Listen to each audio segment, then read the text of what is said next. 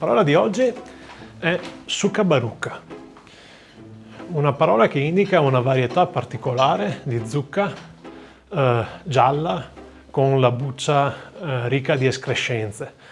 È una parola molto interessante perché la sua etimologia è incerta.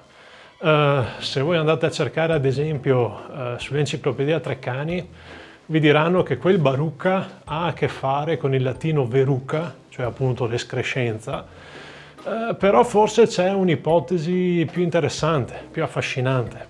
E questa ipotesi parte dal fatto che in giro per il Veneto, nel bellunese, ma anche nel trevigiano, anche nel veneziano, sopravvive la succasanta, un particolare tipo di zucca, un particolare tipo di piatto che si fa vicino ai morti verso novembre.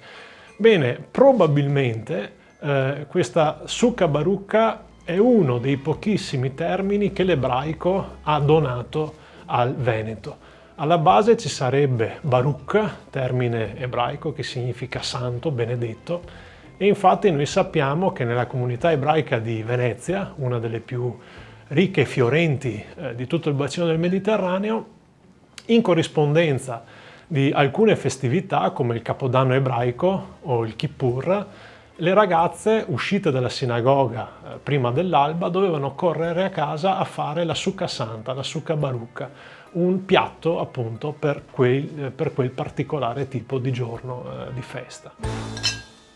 Per fortuna che certe sucche gli doparava per mettere dentro il vin.